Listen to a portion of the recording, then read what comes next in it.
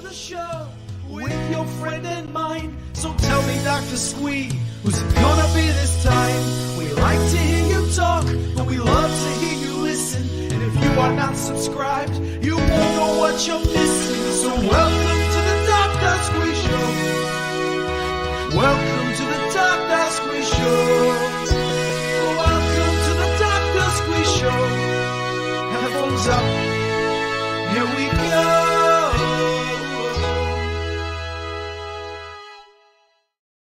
Hello and welcome to the Dr. Squee Show. I'm Dr. Squee and this is my show for the first time coming to you the right way round.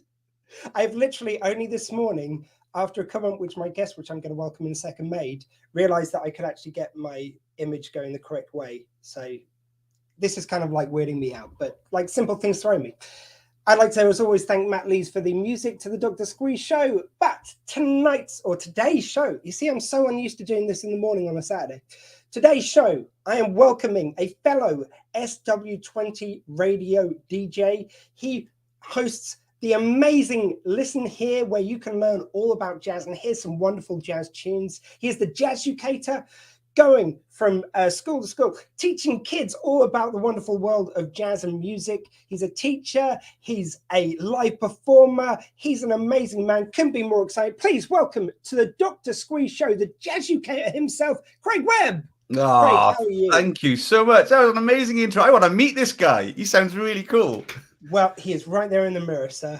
And you painted it like I had some kind of technical help for you. And that's just not a way I see myself either. So that's fab. What a great start. Well, you just commented on the fact that I was looking like, right now, you see, now I've got to mess around just to do it. I was looking off to the corner away from you and you're going, what's in the corner that you're looking at so intently? It's like, no, I'm looking at you on the screen, but it just turns it over.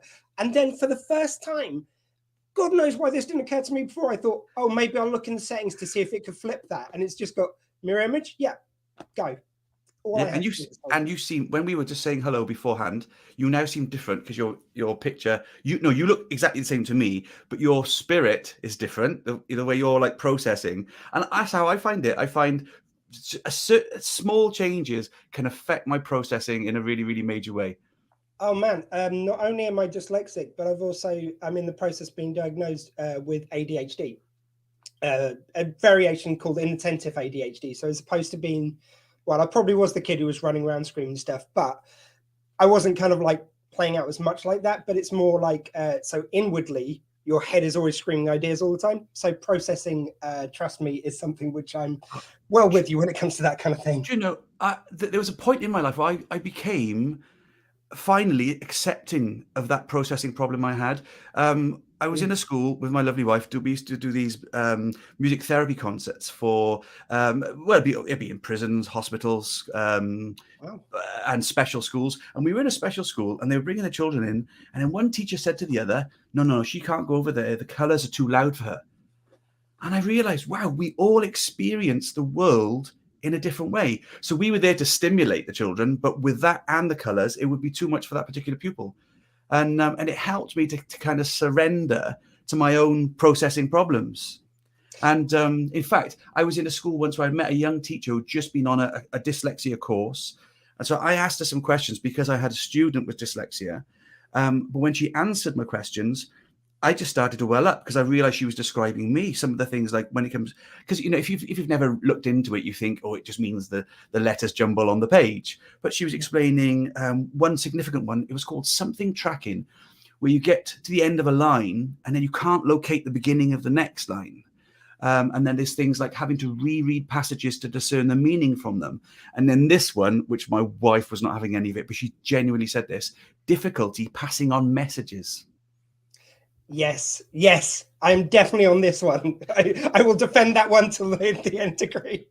And I've got two processing things. I don't want to say issues because I'm trying to modify my language. The fact that there's disorder in ADHD, I think alone is kind of a misconception because along with the negatives it brings a lot of positives as well, like different ways of thinking. However, yeah, both of the different processing things that I have, dyslexia and ADHD, are not very friendly to passing on notes or remembering messages or anything like that. But yeah, no, it is really weird. It's because I think society does have to be set up in a way that it suits the majority. That's the only way of doing it. However, it does mean a lot of us are processing things very differently, and what can be completely fine, everyone else can be kind of like you say, like something screaming at the rest of us. And I just chose a long time ago. My default position would be to just present it openly. So it might give an explanation for some of my oddities, my behavior, but it also can help the other person avoid doing certain things. So, I'm not explaining this clearly. I have difficulty processing sound, and a lot of people find that odd because I'm a musician. But music is organized sound, so it's when it's disorganized. When I'm talking to children, I say to them, imagine, I wake up on a Sunday morning planning to do DIY. I've had my cup of tea, I've had my bath, I'm all dressed. I get my big power tool out ready to make some noise. Everything about me is ready for that sound. And as I bash that wall, my poor next door neighbor wasn't expecting it, jumps out of his skin.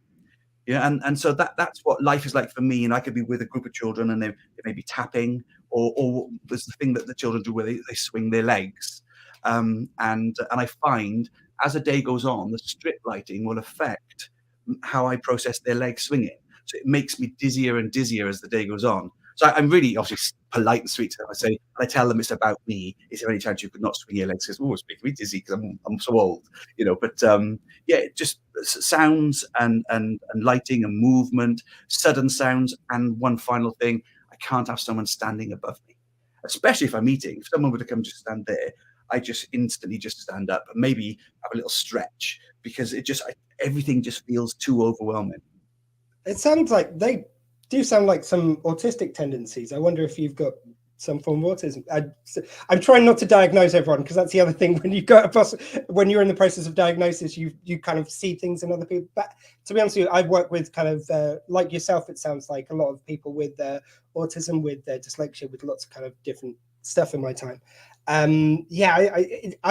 The one thing we are finding out is that they've I'm trying to remember the statistics, but I believe it's 15% of people, or it might be slightly higher than that, they believe have some sort of neurodivergency, and they think that's probably double when you take into account people who are underdiagnosed. So it's really quite fascinating what we're learning about this. I wonder though, when you were saying that, the one thing which did spring to my mind is, was music your way of controlling the sound then? Was that something you were conscious of?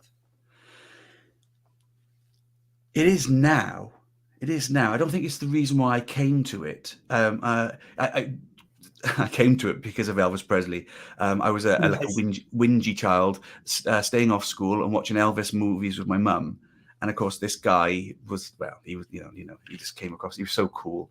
So I thought that was the way in. So I learned to play the guitar to be like Elvis. But yeah, as time went on, just noticing the way that music is organized. So I started as a classical guitarist. So really loved the music of Bach, and even it's a thing with all types of art where you can appreciate it immediately, regardless of your education in that field. And then if you learn more information about it, you appreciate it more deeply. But it's not inaccessible to non-musicians. So I think I connected with that type of music first and foremost, particularly Bach. And so, I mean, he's like a jazz musician. There's a piece he wrote for the violin called the Chaconne in D minor, and you can play it on the guitar. I trawl through it, but I can't perform it. And a chaconne can be like a repeated bass line or a harmonic sequence, and it just repeats and repeats and repeats. And he invents endlessly on it for about 13, 14 minutes. And some people consider it to be mankind's greatest achievement, this one piece of music. It just keeps moving and moving on. So there's something that's consistent about it. That's the harmonic form. And then this invention.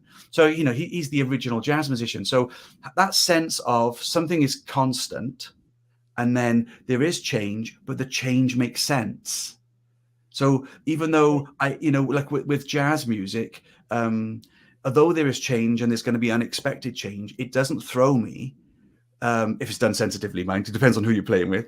But the change makes sense, and there's like an evolution. Riffing. We did it right from the word go here. Just as you said hello to me and explained the process, we were only planning to talk about jazz music, and then instantly we talked about something completely different. So we're feeding off each other's energy and using the language skills that we have to respond to each other and contribute more. And so that the conversation develops. And in an ideal world, that's what happens with jazz music. You learn, as well as learning how the music is constructed. So there are rules, or not rules, let's call them observations, patterns. But also there's what some people call your jazz language. So for instance, in one of the first, you might learn to say when you're little, I am hungry. It's a useful phrase. And just because you've said it once, it doesn't mean you should never say it again, because you're now repeating yourself. So jazz is, although it's improvised, it's not brand new all the time. You're responding to the other musicians in the band or the material that you're using. Now, with the phrase, I am hungry, you wouldn't say that just after your Christmas dinner. So it's about having the language, but using it appropriately. But of course, then what happens is, who are you with? And are they going to give way? Which is what I'm going to do to you now. I'm going to give way and stop talking. No, continue. I found that fascinating. I sort of like, I never thought about the commonality to what I do with the interviews. And I do pride myself on trying to listen. Like I always set enough questions so that I could do the interview if the person's not very canny, because, that happens every now and again. However, like in an ideal world, I'll get to half at best of my questions, because we'll just get into it and we'll start toing and throwing. So I find that absolutely fantastic. But you were saying... I'm sorry, I was going to say, I've commented to you before about your interviews because they make me feel relaxed. When I listen to them, listening to an interview for me is a little bit like watching a magician at work. It makes me so nervous. When a magician, up close magic at a party, with performing like music at weddings and stuff, I've seen lots of up close magic, and I don't want them to come to me because I don't want to spot if there's if there is a trick or if it's real magic. I want it to be real magic, but if there is a trick, I really don't want to spot that. It just makes me so uncomfortable. And it's the same with interviews. So I've noticed, like listening to your interviews, that I can do with your listening to you what I hope listeners would do to my band when we play, in that you can sit back and let the rhythm of it just wash over you, maybe even talk to someone, and it's just like a wash. Or you can notice that something interesting and some interaction is going on that's special, and then you can pay closer attention. So it works on two levels. So being able for me to not be anxious about where you're going with your interviews, or the pace of it, and it for me as a listener, as an experiencer, if you like, it's really appreciated, because I just carry too much anxiety to whatever experience I go to.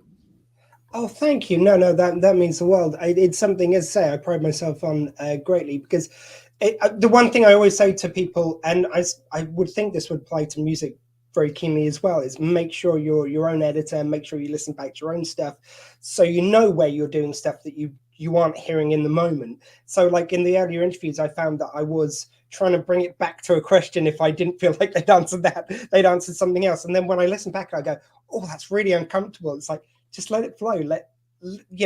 Be in the moment, find out what's happening. And that's so integral to jazz, obviously. Yeah, you could have, obviously, with jazz, because obviously there's a lot of practice involved. So let's say you're learning someone else's tune, and there'll be a melody and there'll be a harmonic sequence, a set of chords, and you need to learn how to navigate them in real time. So that will involve practicing. And if you have a loud instrument, you might go and practice down the bottom of the garden in the woodshed. So it's referred to as woodshedding. And so you practice and practice and practice. And sometimes your practice will be so good, you think, man, that's just not a line. That's a new tune. So you get certain sequences, like the sequence for I Got Rhythm, that people have practiced that so many times that there's loads of tunes. There's Flintstones, Meet the Flintstones. There's all these tunes written on the same chord sequence because the musician has practiced. So that's great from a creative point of view and getting new works out there, new vehicles for people to use. But it's bad when, just like you're describing with interviewing, you've got a selection of ideas or question statements that you've worked on. And then sometimes a musician will shoehorn them into a song, and it's just, the song isn't calling for it. So yeah, it's a real, like I'm in the process at the moment. I've just come across someone I should have known all my life, a pianist and teacher called Barry Harris. He got to 91, he died 2 years ago, and he's taught some of my heroes. And he has a really unusual way about talking about music. So I've spent the last couple of weeks, on one hand, excited because I need to explore this, But on the other hand, it's almost like spoiling my playing because I'm trying to, if I catch myself wanting to put it into something, I'm not ready and the song doesn't want it, but it's just in my mind and I'm excited about it. So yeah, I've got this duality going on where I'm excited by it and now I feel, oh no, my playing is ruined. I think there is also something as well too, and I'm sure this must be the same for you. Like when I'm being in the moment and listening to what my guest's saying and trying to kind of just react live to that. But I always try and have one question back there just in case everything goes to a dead stop, because it does happen every now and again and you need to sort of restart it. So you need to have something in your back pocket. Do you find that easy to sort of like order things in that way? Because it is a skill, I think, to learn. There are certain things are going to work in a situation. So on the whole, there's going to be an established vehicle for the next couple of minutes. So let's say it's this chord sequence, and the chord sequence is like a vehicle. So let's say you, me, Lizzie, and Susie are sat in a car. Me and you in the front. We're chatting now. We're telling the stories. Oh, do you remember that time? And yeah, we're back and forth. And then the bass player and the drummer in the back. So the bass player, every now and then he says, yeah, but don't forget, remember, that's what really happened. And he just gets a moment. And then the drums, they get a really small amount of moment because they haven't got pitch. We tend to just give them a small bit of space. So we get what we call like trading fours. So as That's Susie trying to get word in edgeways, yeah? Yeah, isn't it? Basically. So you've got the music, instead of being like a clock ticking, tick, tick, tick, tick, tick, tick, tick, tick, we shape it. So if we accent some of those ticks, we can have tick tock, tick tock, tick tock. That's a 1 2 1 2, like a march, or a tick tock, tick tock, tick tock, tick. That's a 3. That's a waltz. Most music is 1 2 3 4, 1 2 3 4. So that would be, we call that a bar, and then we usually would have about 4 bars for the drummer. So the drummer, and then off goes the drums, boom boom, the bass, boom boom, and then back to the drums. So they do a little bit of to-in and fro-in. So that's they're contributing all the while. They're keeping the vehicle going. Everyone's pedaling, keeping it going. But we take turns in being the main contributor to the storytelling. But there are different ways of doing it. You can have it so or the rest of the rhythm section are supporting the front person, or you can have it so everyone's dialoguing at the same time. Or it could be you've got a group and then there's a bit of crosstalk. So I'm in the passenger seat while you're driving, you're telling the story. Then I lean across to the back and say, yeah, but that's not quite how what happened, was it? Do you remember? And it all makes sense. Everybody's going in the same direction, but there's a little bit of to-in and fro-in going on. And it can be quite, when it goes well, it's just like a great conversation. It flows, it feels good, good. And it's just addictive. You just want to do more of it. You mentioned Susie there. I did want to get because it seems sort of integral to your music journey. The fact that you two met, you two kind of play well together, both in life as well as musically. Just tell us a bit about that and kind of like how you got together and how you kind of learned to share your music together. Well, Susie's a singer first and foremost, and the guitar has a variety of roles. It can play melodically, it can play chordally, it can do both at the same time. So it can be a solo instrument, it can be a lead or melody instrument in the group, but it can be used solely for accompanying. And when there's just two of you, so Susie and I have played together for a very long time. We were brought together by a mutual friend who had entered the band that Susie was singing in into a rock and pop competition. And then just before the competition, he had an athletics event he had to do. So he asked me to step in. So that was my opportunity to get to know Susie. I'd already seen her in school and fallen for her because she sang at school, and I just it was obvious. Then I got this opportunity to actually play in a band with her, and we came third. So they gave us a check, and we were too young to take a check. So I had to go back to her dad's house to get my. So there's all these opportunities to work on it. It took about 2 years to get her to say yes. That was just to a date, not a marriage. But when accompanying a singer, and not any singer, but a special singer, when you have a singer that can take care of themselves, so they could present a song without any music. They could just look you in the eye and just sing. Then there's breath in the music, and I don't just mean because they're a singer. I mean there is time. But there are swells in there. There are dynamic changes, and the music lives and breathes. And all your job is as an accompanist is, yes, you're providing harmonic content. So what's the one I'm trying to say? The melody then has it's put in context into this harmonic context. But as an accompanist, you just want to follow that person. You're not rigidly playing, or let's say if you were a pianist and you were not a good pianist or not an attentive one, you're used to solo playing, you'd have a singer there and you might be playing the melody. Well, if you're doing that, the singer can't do anything personal with that melody because they have to sing with the same timing as you.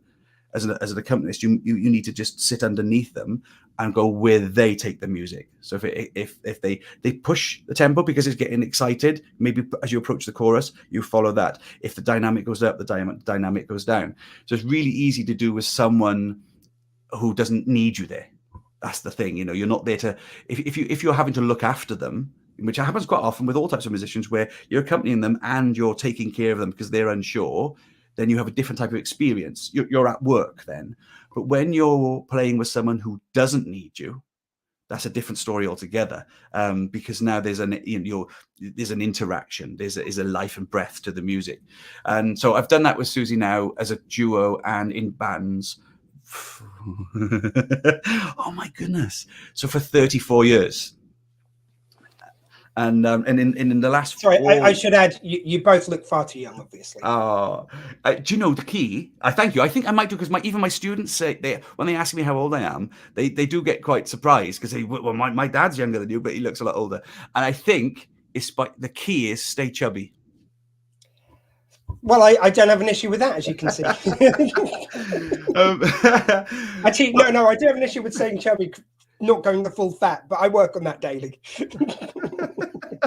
Oh no, it's a lifetime battle for me. I don't mind admitting it. There are times when I feel like comfortable with myself, and but plenty of time when I don't. Yeah, sadly. But actually, I'm changing it a little bit. Because of this thing we haven't even talked about it yet, which is lovely. It means it's really natural. But about what I'm up to currently, I've got like a trio, and what makes me nervous about it is when you've spent a lifetime of having someone up front who just, you can look into the audience, you've got the time to look into the audience, and their eyes are up, their chins drop, and you're just accompanying, and then you do the occasional bit of flurry or a solo or whatever it is. It's a very easy place to be. But I wanted to do something that was long form, where people are having dialogue in the band and a song could last 7 or 8 minutes. Well, you can't have a singer come up, sing a pretty song, and then they stand to the side for 6 minutes. It's ridiculous. It's not, it's just it's not fair to the singer. It doesn't honor the song really. So it meant I was going to have a group where I would be that person. So we have songs and raps where that presents the tune, and then it doesn't matter how long we go off for on a little journey. There isn't a front person just waiting or having to play a tambourine to be engaged with the band in some way. And so so I chose tunes that didn't have a lot of lyrics, or if it did, I didn't sing them all. Just and things that just would act as really nice vehicles, especially tunes that I could replace musicians with. As it happens, my musicians are really regular. We never rehearsed. On the first gig, I introduced the bass player to the drummer, put music in front of the bass player, and then I just start the song, and they respond well beautifully. And because the songs are, most of them are harmonically quite simple, and we want it to feel fresh, we change them each time we play. We play every week. We have a residency at a place called Pancake House, which is just the most beautiful space, both physically and spiritually. I tell people, just it's the kind of place you really can go to and just sit at any table and just start chatting to someone. Is the host, a guy called Alan Peplow. He welcomes everybody so warmly. It's like you're going into his home. It's like a dinner party almost. Everyone gets a hug and said, "Come to me for anything you need." So everyone feels comfortable. We chat to the audience, and we explain to them, if they're new, you could just have a chin wag. You don't have to pay any attention to us. Just enjoy the vibe. But if you do look, you'll notice we're having an amazing time and there's stuff going on. And so we've got obviously some regulars who they're there every week. I mean, for the last year, they're there every week. So each week it'll be, we look at each other in the band, who would like to start this tune? And so whoever starts it might start it with a totally different feel to how it normally is. And then that's it. We're off on a journey then. There are occasions, mine once or twice, where we're about 20 seconds in and maybe we've had to shake our heads and no, that's sad. I'm not playing on that because it just hasn't worked. But that's really, it doesn't always happen. No, it most infrequently happens. On the whole, somebody just starts saying, okay, let's go with that. And then the same chords, the same melody or rap is presented, but with this new flavor, new groove. And like jazz trios are obviously a cornerstone of like jazz. Why is the trio? What does that bring? Why is that important? Why is it a trio like that's mentioned so often? Oh, well, for me, working with a bass player and a drummer puts me in a position that I really, really want to be. I have the most dominant sound. So my guitar, it dominates in terms of the tone of it is very, very strong. A double bass player or electric bass player, if they were to make a harmonic decision that's not pre-agreed, but it's quite a powerful choice they've made, because my sound is strong, it won't throw me. But if I play with a pianist, let's say we're doing a standard, have you met Miss Jones? And then they've come up with some reharmonization. They're going to play totally new chords. Now, if I'm playing a melody that I've crafted, I'm thinking a few bars ahead. We go to land on a chord. I'll use some musical language, like a dominant seventh chord. At that point, if I play the ninth note, it will sound sweet. But if they've decided just to be a bit, creative and put a flat 9 in, now we're right next to each other and we're clashing, and the piano is a more dominant sound than the guitar. So suddenly I sound sad. The line I'd mapped out was perfectly pretty and sweet and simple, but suddenly it sounds ugly. There's tension there that I never intended. So when people say, oh, there are no wrong notes, you just move up a fret, down a fret, I say, no, there are wrong notes. A wrong note is a note that has a tension that you never intended. If you wanted it to sound like that, that's great. That's that's no problem at all.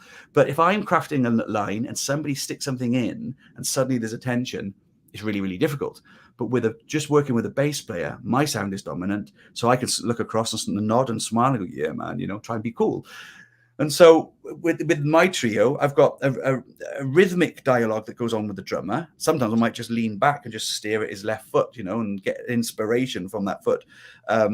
And then with the bass player, there's more melodic interaction. So if one of us it only needs a fragment, you create a line, and it seems to have so much shape about it. Like certain phrases, da da da da da. You know what's coming next. Yeah, that's it.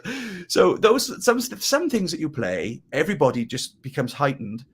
That's a line. That's lovely. And so you can decide then, do I stay calm and just let them go with that line? Or a good drummer, for me, might make the decision, that little fragment there is clearly going to be used as a germ for some composition now for the next 30 seconds. So, you have that little line, say it was don't, and then on the next one, the drummer would join me, and so to the listener, we could then not have the gap in between it. So going from da do do da, and then it closes up, and then we're off onto a new thing.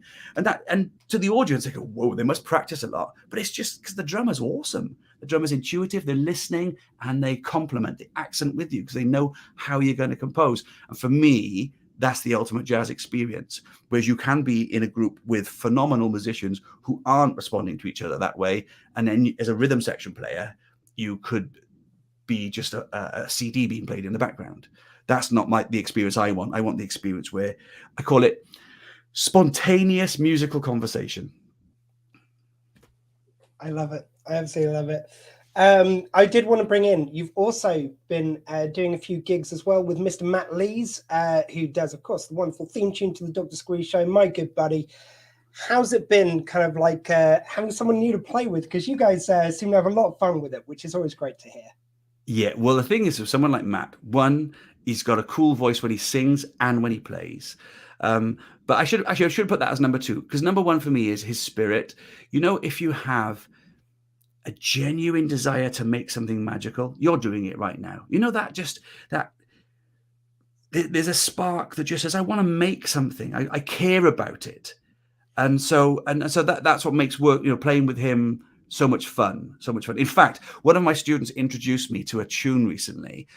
We'd done a terms work where they're doing, notation and sight reading. And I said, and we had a concert as well for Christmas. And I said, right, next term, you guys can choose anything you want. And that's what we'll be learning. So this one young lady asked me if we could learn the eye color ballad. So it's a song all about people having different eye colors, and of course, it's just about letting you know you can be whoever you are and you're special, And it's kind of rapped and it's cool, and so even though it doesn't have any improvisation in it, I put it on my show, and instantly Matt just messaged me because he got out of it what I got out of it. It was something quite beautiful, and so I just said, "You've got to do this." So I'm hoping he's looked at it, because on Thursday is half term, and when we have half terms on our residency, we make a bit of a fuss because I haven't got to get up early the next morning. We extend the night a little bit, and I bring people up then to come and work with the band. So I'm hoping Matt's going to come and do that song. So the shorter answer is about spirit, working with someone who loves it as much as you, has that intent to make something special. Because when I work with new people, I always say, if I go wrong, it's either because I'm just not good enough, I haven't practiced enough recently, or I haven't had my hands on the guitar as much as I want to, or a loss of concentration. If you've got stuff going on, or if you're particularly tired, you do your day job, which for me is teaching, which is like the best job in the world. But as the term goes on, particularly like towards Christmas time, everybody wants music at Christmas time, so you're super, super busy. So you can be forgiven for going wrong. But I always say to people, if I go wrong, it's because of those reasons. It's never because I don't care, because I really, really care. But it causes me problems, because if I play with someone, or someone comes up on stage and maybe they don't make the same decisions that I would approve. Like a lot of musicians, they turn up, they want to hear themselves, and I totally understand why they would go there.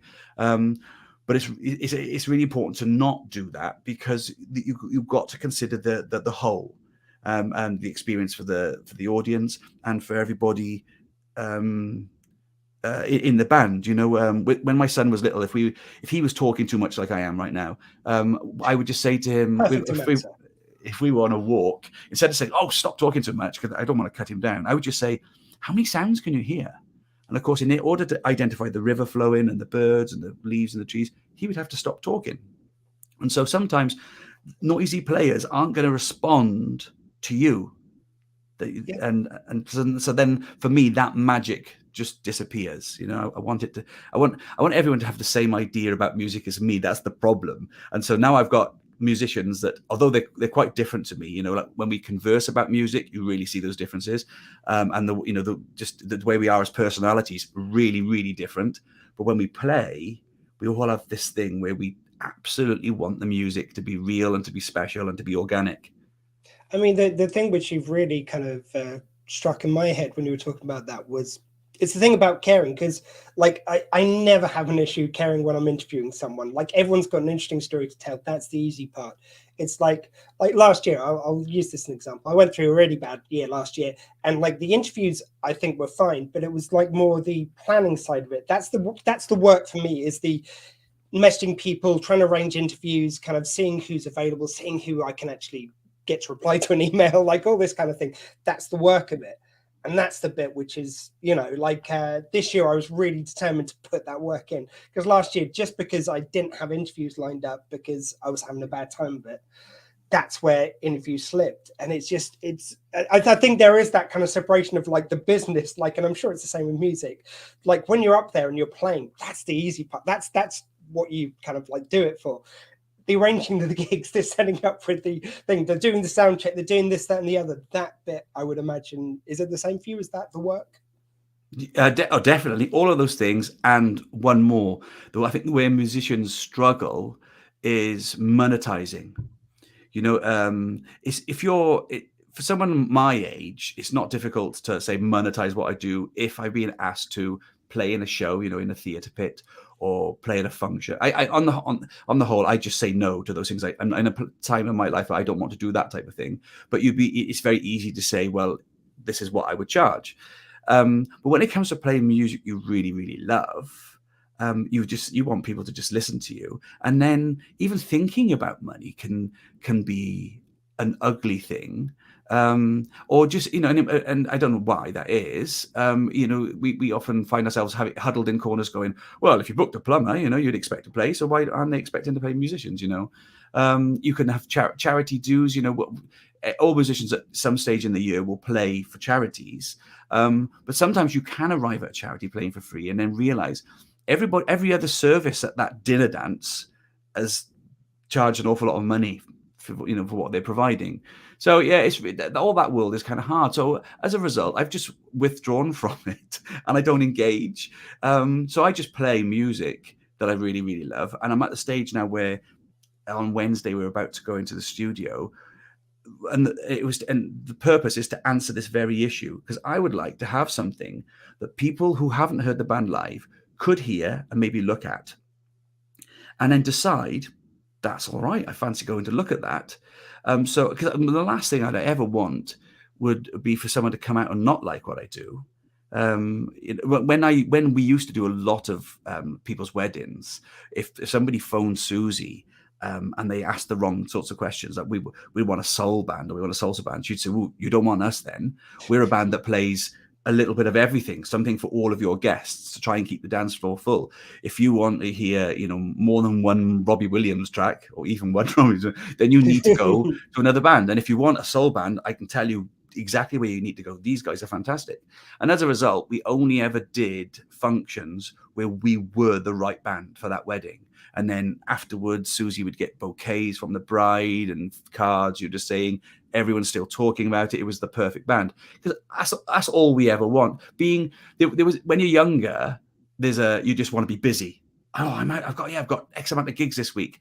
But I'm at an age now, I just want people to say, "That sounded really nice, thanks," rather than, "Do you do any?" And then you can fill in the blank. If they're asking, "Can you do any?" It could be because they think, "Oh, that's nice, I wonder if," but on the whole, it's because you're not really satisfying them. But if what's going on stage is electric and everyone just, wow, they're caught up in the moment. Like, in our type of performance, if it's going really well, because the audience are kind of not just allowed, but almost expected to respond during the tune. So if something magical, you don't wait to the end and clap like it's a classical performance. You encourage if you hear something that you've just noticed, it might be someone quoting, playing a snippet of someone else's song. It might be somebody's played something particularly shapely, or that another musician has thrown it back at them to acknowledge, "Oh, that was tidy, I like that." Or it might be that for whatever reason, everything's lifted, and or a really neat improvised ending. But whatever the audience member spots, they're allowed to call out, "Yeah, swinging," or whatever it is. And there are certain audience members who are great at it and they're confident with it. But we try and tell people about it. Just like I said, also tell them they're allowed to just ignore it if they want, because I need them to be as comfortable as possible. I've been at concerts. I remember I was at a concert and this lady was singing a Schubert song cycle. Right. Yeah. So this is a set of songs. So the first song ended and I go like this. And I just caught myself because I noticed nobody moved. You're supposed to clap after all of the songs, and I could have, and for the rest of the concert, then I just kept my hands on my knees and I was really nervous because I just, even as a musician, I wasn't sure how to behave. So I think the whole thing is interactive. It's, and everybody needs to be pulled along in the right way. So without patronizing people, let them know this is the kind of vibe here tonight. This is how we're all going to do it. But, you haven't got to join in. If you want to sing, fine, not on the mic, but, like call out or whatever. Sometimes even do call and response with the audience and just, get them engaged. It's a bit, doing an interacting with the audience like that is a little bit like being at school and put your hand up. I always tell students, do put your hand up. I know you don't want to because you're thinking either I'll look like a swat or I'll go wrong. But what does happen is your heart rate goes up. And so now you're going to have engaged learning. Your senses are heightened. And it's the same with an audience. If you turn your back on the audience as you're playing, only the diehard fans are really going to keep paying attention. But if you're, like when my bass player is doing something, his sound isn't as dominant as mine, as I said earlier. So my body always turns to him. It's my way of saying to the audience, that's where my attention is. That's where the magic's happening. So it helps them to realize where we're focused as a group of musicians, you know, and just, those little interactions, just bring them along. We're all in this together. Because if they hate you, I mean, it's going to be a flat gig. I love all that. I mean, it just makes me think of listening to, like, my first experience of jazz was probably via blues. I was kind of more into when I was growing up. My brother had kind of quite a few old blues, some records, like mostly tape was the kind of thing at that time. And he'd have kind of like old Louis Armstrong stuff. And you just get these little interactions, which, like, I always love all that stuff. It's like, take it, Sash. Okay, daddy. It's like, it just... I love all that interaction, and just you can feel the kind of liveness within those interactions. It's just so of the moment. It's lovely. One thing we have to get onto, of course, is your show on SW20 Radio. Now, Susie, I think, misses a marketing gem here. She calls it Friends Day Wednesday. I think it's Webb Wednesday now, because, like, you've got you 5 till 6, and then 6 till 8 you've got Susie afterwards. And I do love the 1-2 punch of it, because I was saying this to Susie on message the other day during the show. I love the fact that yours is such a kind of like an education on jazz. It's kind of very in the moment, but it's very kind of like it's very, you feel like you're learning something. You're kind of like really listening intently to what you're kind of laying down in that way. And then you've got Susie. It's just a big fun kind of like you're there with your mates just hanging out, and like her giggliness on the thing is very infectious, and the kind of two different styles. I really love that kind of setup of that. But that's another note. Tell us a bit about your show. Listen here. Well, it's a 1-hour show, and the whole idea is to bring new listeners to improvised music. So whilst my passion is jazz, improvisation can be found in a lot of music, like you've mentioned, with the blues and rock music. In rock music, mostly you would hear one person doing a solo. So that would be the element of improvisation. But whereas with jazz, as we said earlier, you can have people conversing at the same time. They're creating their parts and responding to each other. So that it is it happens on a different level, I think, a different scale with jazz. But then, of course, you have that sensibility, if you like, carried into other music. So one of my favorite artists to play on the show and in my band is a rap artist called Guru, and so it's rap. But I call it old man rap, because anyone can engage with it, because the lyrics are beautiful, they're meaningful, they're heartfelt, they're social statements. The language is never coarse, and then he adds into that rap hip hop drums. So we're talking about a regular, but then either samples or playing from jazz musicians. So you've got these three worlds coming together. So the regular beats so the listener knows where they are. It's, again, glass of red wine, dinner party, or just with your friends. The regular beat, it just feels good. Then you've got the social commentary going on. So if you really want to get into what's being said, you can do. And then you've got this freedom of spirit of the going on. And for me, that's perfect. But they're great because they're short tunes. You're looking after, I hope you're looking after the audience by not taking them on too scary a ride. Each week, there's usually one tune that sticks out.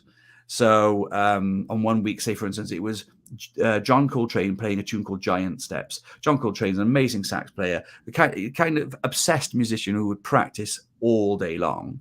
And then he wrote this tune called Giant Steps. And when you hear it, it just goes la da dee da dum da dum bum. Quite simple sounding, but with each one of those notes of a melody is a chord. Bling blum bling blum blum. So the harmony is changing all the time. It's like it moves through 5 different keys in a really short space of time, and then he's just quite demanding on the listener. So that would only come once every now and then.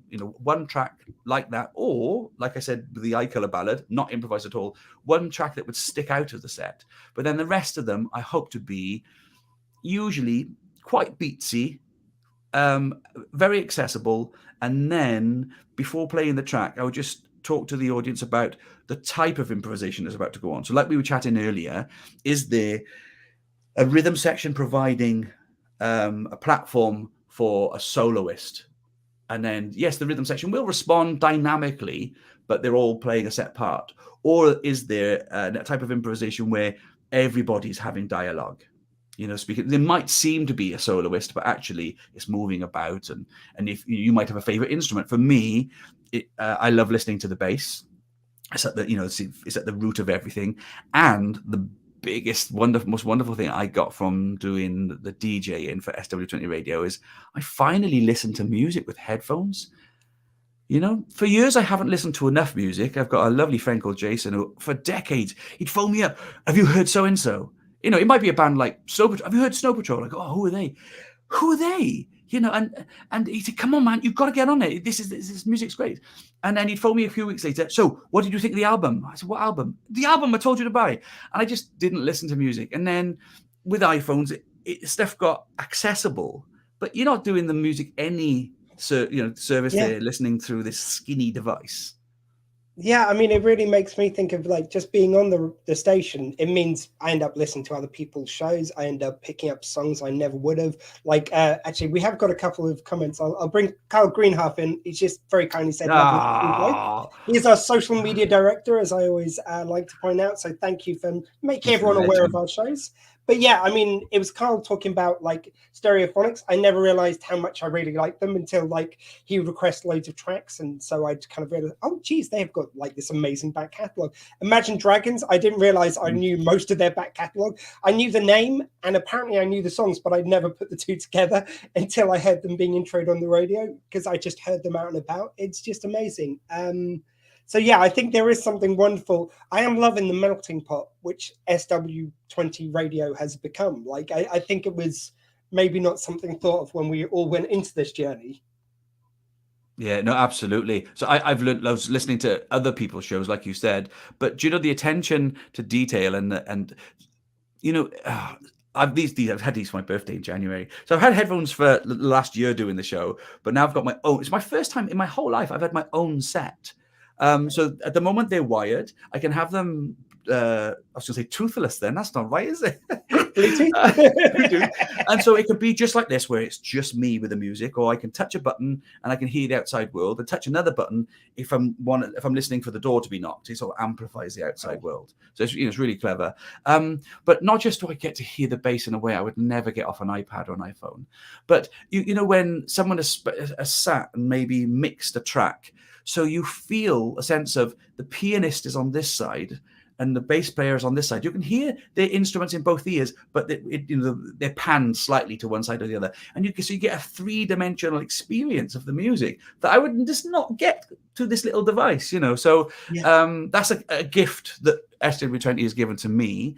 Then, and then there's regarding jazz, playing gigs, people who love, you are an expert in certain pop culture, aren't you? Yeah. So when you interview and speak to people from those shows, do you sometimes know more about them than they do? Yeah, I mean, there's there's stuff about individual episodes, which to them was just a day at the office. To you, is like your favorite hour of TV ever. Yeah, for decades I've experienced coming off stage and people say, "Oh, that track, 1959 was so and so."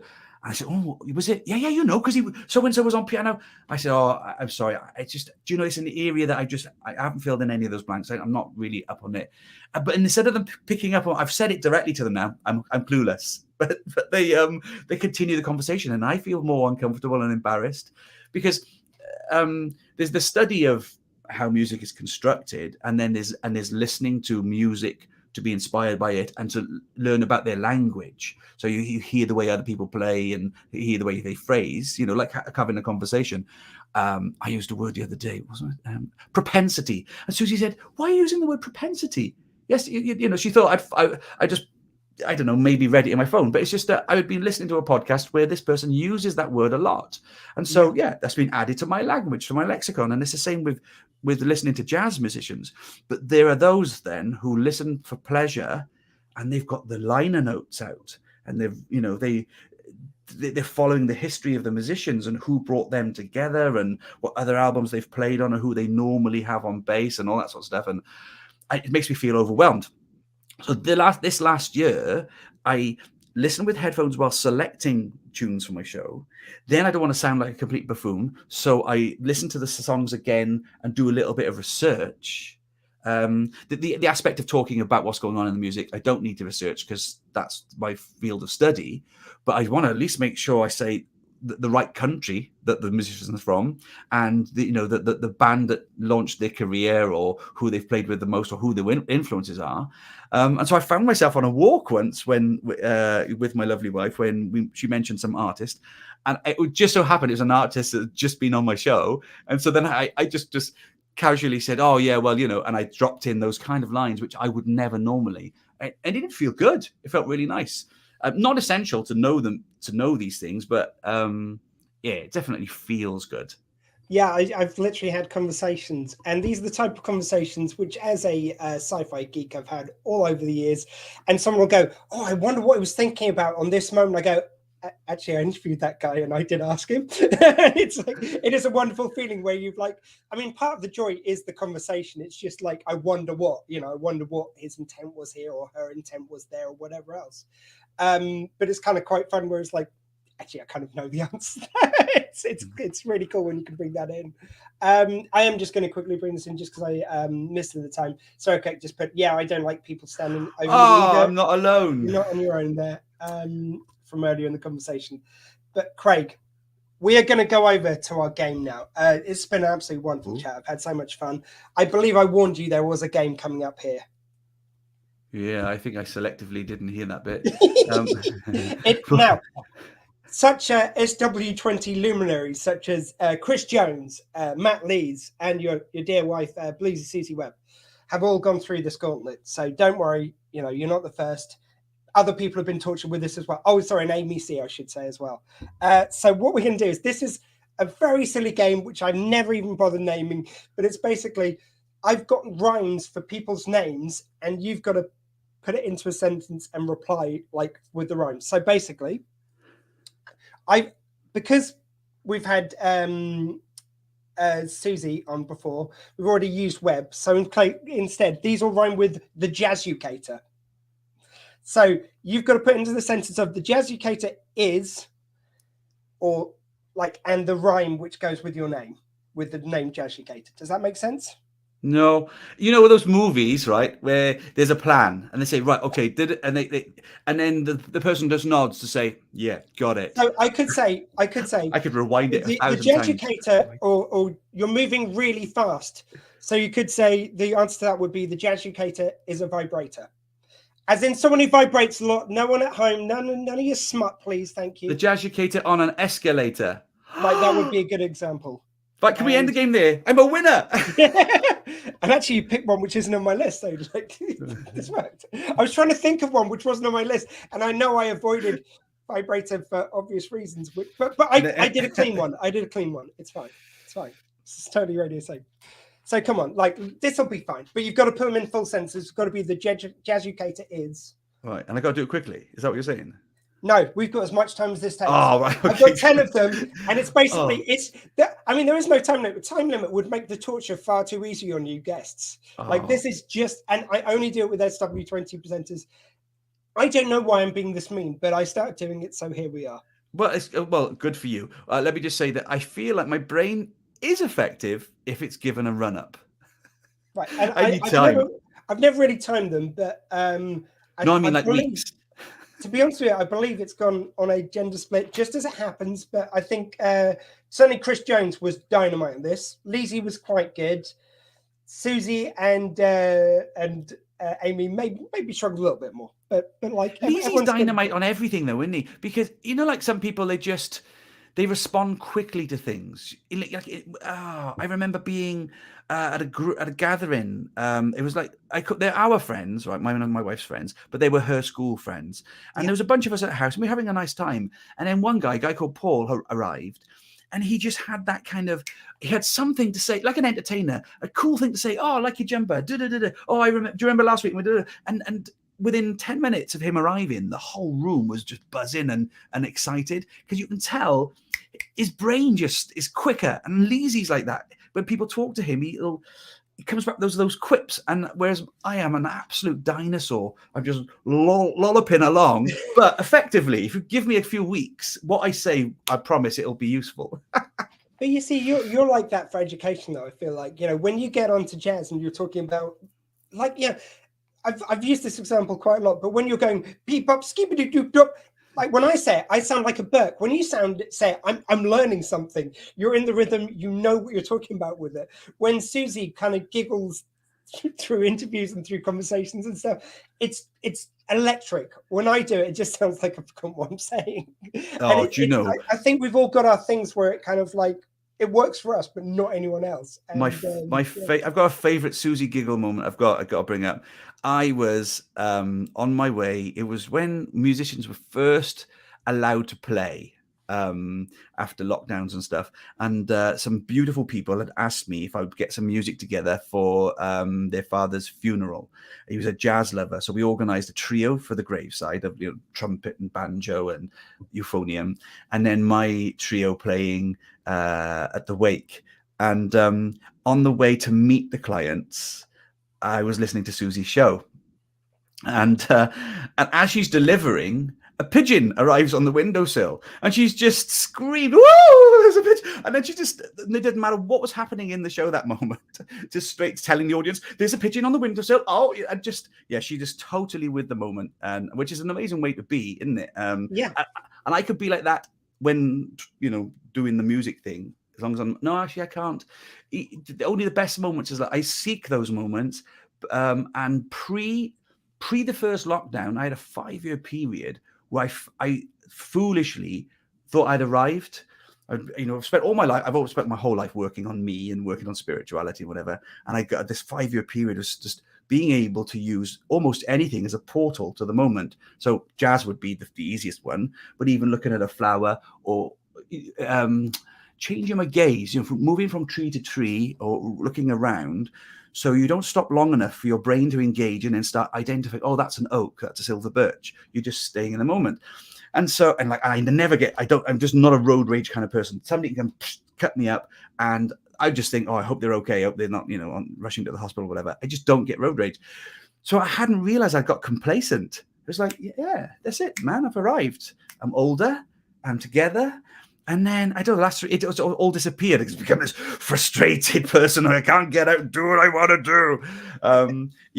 So, but actually, that frustration, that is actually who I am. I think naturally as a person. So when I mentioned to you about working with other musicians, if they don't have the same sensibility, they don't, they play too loud, or I crumble. Susie in the past has said, "Why have you stopped playing?" And I've just pointed at the other musician, which is really rude to do, but I just feel like I've looked after them all night. I've been sitting underneath them. And then when it's their turn to look after me, they're just doing, just doing whatever. And I just feel like, well, how insensitive is that? And then instead of staying professional and just working with it, I just stop. So yeah, I'm not a naturally chilled out person at all. My goodness, I went off on one then. I do apologize. That's fine. It's all good. But are you ready? Are you ready, Jazzucator, for your rhyming game? Oh, bless you. You were waiting that whole time, weren't you? I do apologize. I know. Look, this is fine. I'm having a lovely chat here. I don't. Right. Okay, here we go. We're on jazz time now. It's all fun. Jazz time. So, right. These all rhyme with the Jazzucator. So, first one. You are not someone who is dissing people. A nice locator. No. The Jazzucator is a very good waiter. No, you're not someone who is nasty. Like, I'm not what's somebody who's nasty online? So they're a. The Jazzucator is not a hater. There you go. I'm getting it. Right, okay, thank you for walking me through that then. Your radio show is going to be on in a bit. Oh, that's my next one. You're about to go on stage. The Jazzucator will be live later. There you go. Oh, yeah. You teach. So. Oh, the Jazzucator is an educator. There you go. That's what the word is. The educator of jazz, the Jazzucator. Yeah, I know. Okay. Look, there's only so many rhymes I had with Jazzucator. Right. Is there one with alligator in there? You were giving some cash to someone who's served you in a restaurant. Oh, the Jazzucator tipped the waiter. There you go.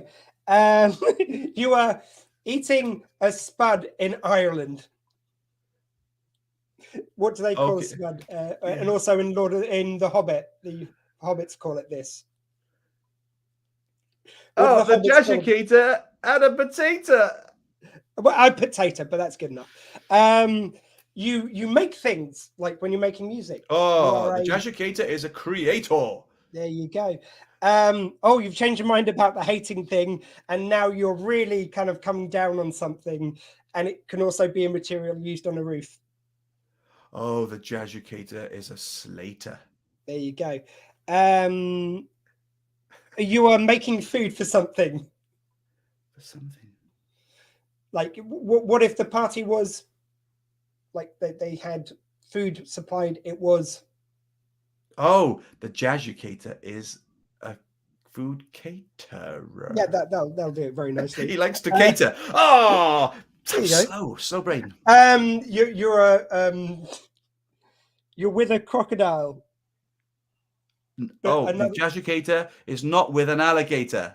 There you go. And finally, you are at the point where time zones meet. The Jazzucator's at the equator. There you go. I think that's a Chris Jones level performance right there. Was it? Was it? Lived through your 10. I mean, I should already time them, but yeah, that's just boring. Let's say I used to set it for 2 seconds. minutes, and then if they hadn't got there, I was like, "Oh, come on, let's just finish them anyway." And I'm pretty sure that was within the 2 minutes. So bonus points there. So I'm glad I'd forgotten about that bit because I wouldn't have been as relaxed. I do get anxious about stuff like that. It's not even. I don't even think it's about worrying about going wrong. I don't mind going wrong at all. It's certainly part of making music. Going wrong isn't the problem. It's just not even being able to like get off the blocks or even understand what's being asked of me. So again, it comes down to that processing thing. I worry, will I get it? Yeah. See, it's all part of the fun. You see, record performance as well. Amazing, sir. This has been such a blast. So your show, first of all, it goes out every Wednesday from 5 till 6. It's Listen Here. It is really amazing. Don't worry if you don't know anything about jazz. You will by the time you finish listening to the show. It's so much fun. And of course, when this goes out, this will be going out on SW20 Radio. What tune can we play for you, sir? Oh, there are so many. You can play the whole album. Well, the thing is, right, here's an interesting one. What if... See, I could say that we do actually play a track called Listen Here, which is obviously the name of my show, which is on, as Chris Jones coined, Wednesday. Clever man. Oh, you see, I was Webb Wednesday. Wednesday. I like Webb Wednesday. I'm not going to lie. You just don't want to give it up. Wednesday, it doesn't. It's nearly there. It's got a little bump in the middle. It just feels like Webb Wednesday. That's. So I would say the track listen here. But what if, because we're going in to record live, it's not going to be one of those albums where you lay down the drums, then the bass, and then layer it up. We're going to go in and just play.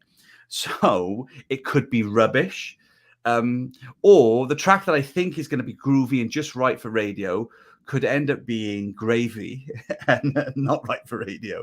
Well, in front of when you record it, just like whichever one you're sending over to me, just say which one it is before, awesome. So we know, because jazz, you don't always get like it's. Is there singing in either of those tracks, or is it just instrumental? Yeah, so we're going to be doing hopefully about 8 or 9 tracks. So there's listen here, listen in the wind. There's I like the vibe I get from you, babe. That's called When You're Near. Then there's instrumental. We're doing a George Benson tune. We're doing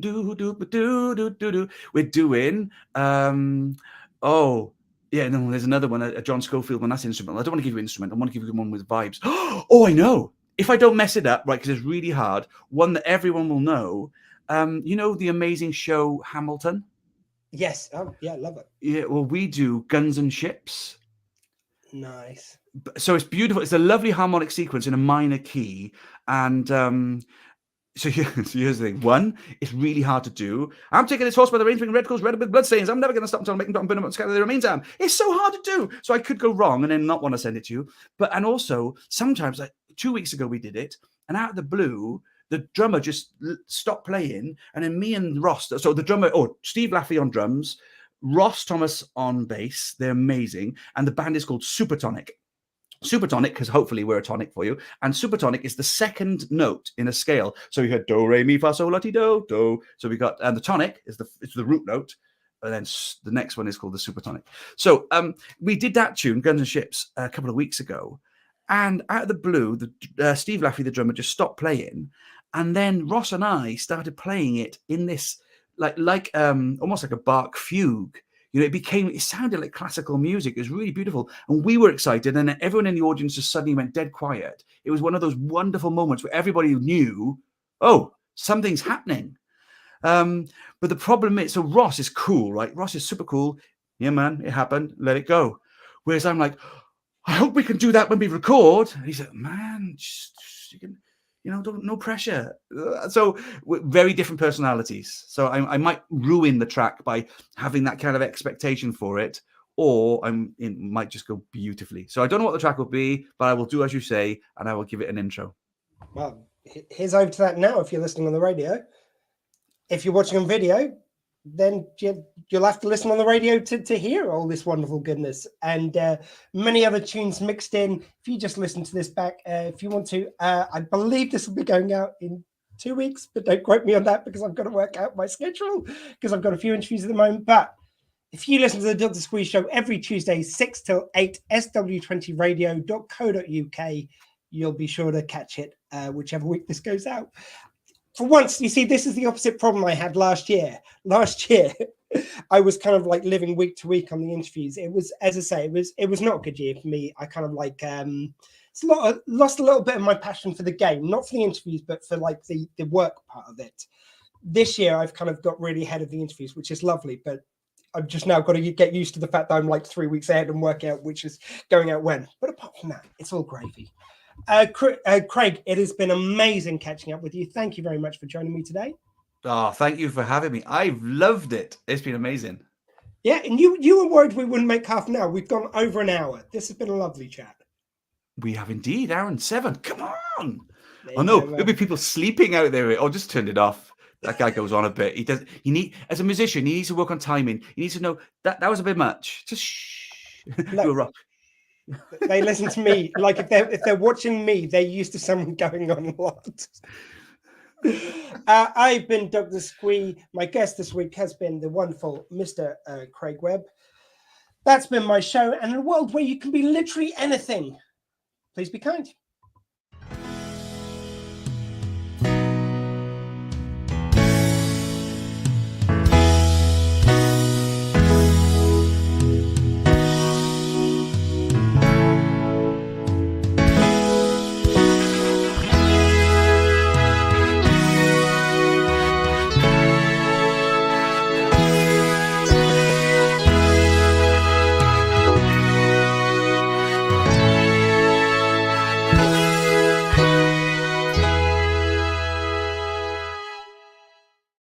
Actually, Craig, before I let these good people go and take us off live, so I can record this, would you be able to do a quick sting for my show? What's that? Would you be able to? Yeah. It's just so basically a little Craig Webb from Listen Here on a Wednesday. You're listening to the Dr. Squee show on SW20 Radio. I need 70 takes. I'm in no hurry. Okay. Sorry if I'm putting you on the spot. It's just because if I take us off broadcast, it'll stop recording. Rightio. Well, hi, this is Craig Webb from the show Listen Here. You are listening. No, wait a minute. Come on. That was smooth as ice, man. But then I said listen twice because I got listen. Oh, audit. That's fine. I thought it was sweet. Hi. If I'm putting you on the spot, you could do this later. No, it's fine. Oh, I've learned, even if I'm not using this fancy stuff, I sent a message into Susie's and I put my head under a duvet with my phone. Wow, what a difference. Phones are pretty damn amazing these days. Pardon? No, phones are pretty amazing these days. Oh, right, yeah.